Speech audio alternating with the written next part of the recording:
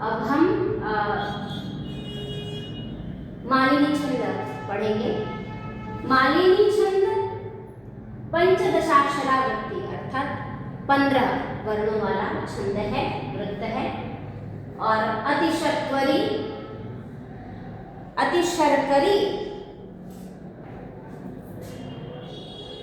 जाति है। अतिशर्करी लक्षण क्या है, हम पहले लक्षण पर विचार करें। ननमययुतेयं मालिनी भोगिलोकैः, ननमययुतेयं मालिनी भोगिलोकैः। जैसा कि उच्चारण करते ही लक्षण का पता लग जा रहा है, गण व्यवस्था के बारे में, हम गणों की व्यवस्था कैसे है, उनके चिन्ह क्या है, ये सब हम पूर्व कक्षा में पढ़ चुके हैं।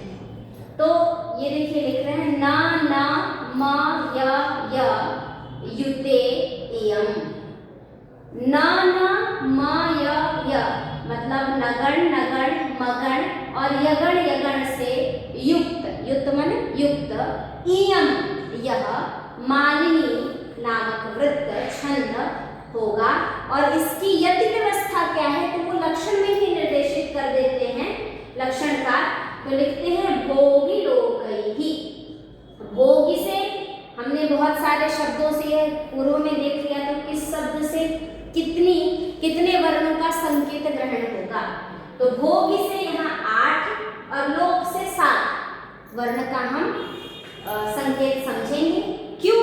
क्योंकि भोग जो है वो नाग को कहते हैं, है ना, और वो 8 होते हैं, इसलिए 8 नागों के होने के कारण भोगी शब्द से हम 8 वर्ण का, क्योंकि ये 8 पाई थे तो 8 का संकेत समझेंगे। और लोक चूंकि 7 होते हैं, जैसा आपको पता है, भूर्भुवः स्वः महाजनः तपः सत्यम, और 7 ऊपर के 7 नीचे के, ऐसे।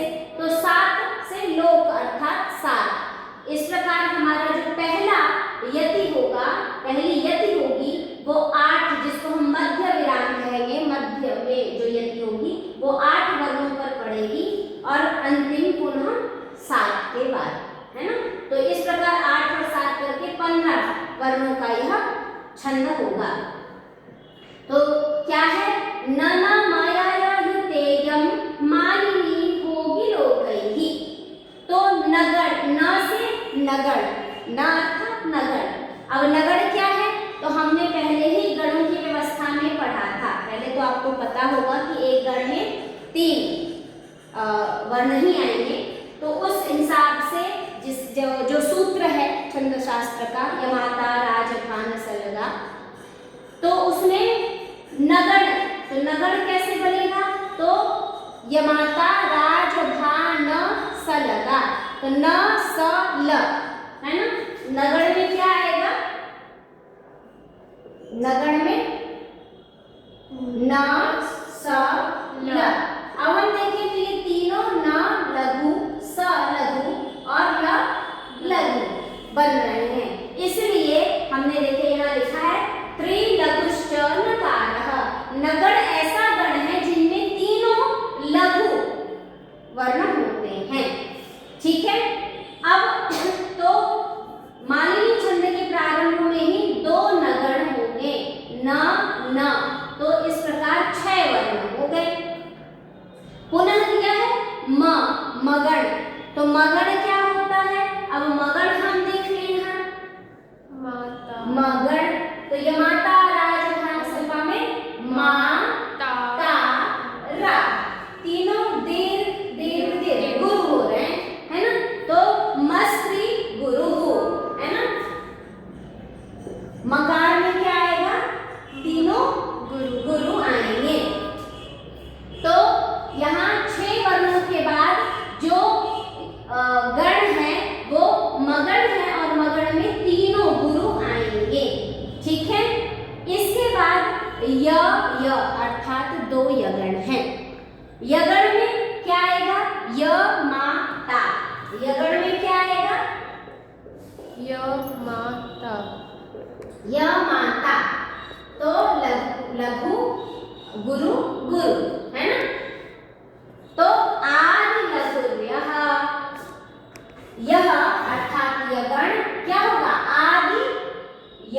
लघु होगा और पुनः ठीक, तो आदि लघु यह वह बन गया। इस प्रकार जिस छंद में, जिस वृत्त में उसके चारों चरणों में क्रमशः 2 नगण, 1 मगण और 2 यगण हो, क्या 2 नगण, 1 मगण और 2 यगण हो, वह मालिनी छंद होगा, है ना। उनसे युक्त, युता, युक्त, इयं यह मालिनी छंद है। मालिनी नामक वृत्तम भवति और यति व्यवस्था का भवति, तो कह रहे हैं भोगिलोकैः। अब 8 वर्णों में पहली यति और दूसरी 7 वर्ण पर, इस प्रकार 15 वर्णों का यह छंद हो गया। यह एक वर्णिक छंद है।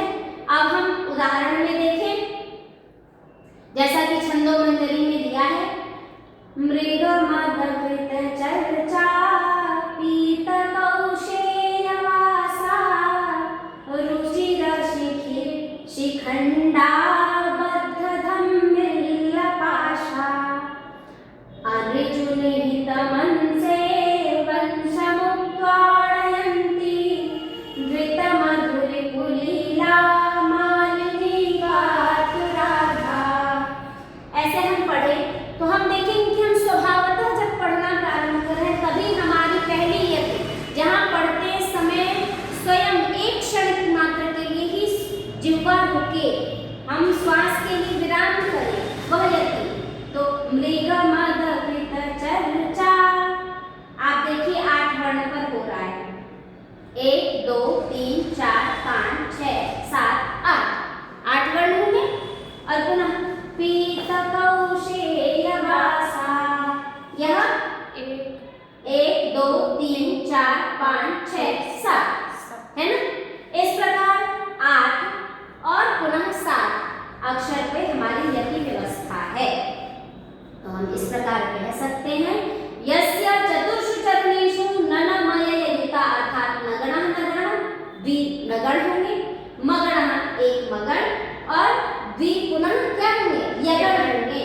ऐसी जहाँ व्यवस्था, तथा भोगिलोकैः, भोगिलोक से हमने पूर्व में ही स्पष्ट किया, अष्टभिः भोगी और लोकैः सप्तभिः वर्णैः यति भवेत्।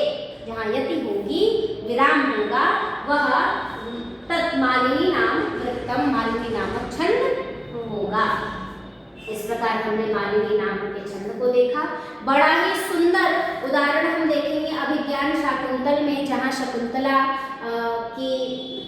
के सौंदर्य का वर्णन करते हुए कालिदास, महाकवि कालिदास लिखते हैं, सरसिज मनुविद्धं शैवलेनापि रम्यं मलिनमपि हिमांशोर्लक्ष्मलक्ष्मीं तनोति इयमधिकमनोज्ञा वल्कलेनापि तन्वी किमिव हि मधुराणां मण्डनं नाकृतीनाम्।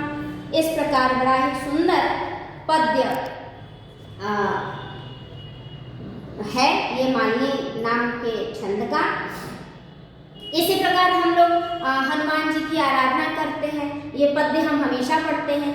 अतुलित बलधामं हेमशैलाभदेहं दनुजवनकृशानं ज्ञानिनामग्रगण्यं सकलगुणनिधानं वानराणामधीशं रघुपतिप्रियभक्तं वातजातं नमामि। ऐसा यह छंद है। और एक चीज आप देखिएगा जो हमने चिन्हित किया है, लघु वर्णों को इस प्रकार निर्देश दिया है पूर्ण विराम या खड़ी पाई के रूप में, और पुनः जो दीर्घ हैं उनको हम अवग्रह के द्वारा गुरु के चिन्हों से, संकेतों से हमने यहाँ संकेतित किया है। और यह कैसे संकेत व्यवस्था है, क्या गुरु लघु का निर्देश होगा, यह पूर्व कक्षाओं में पढ़ चुके हैं।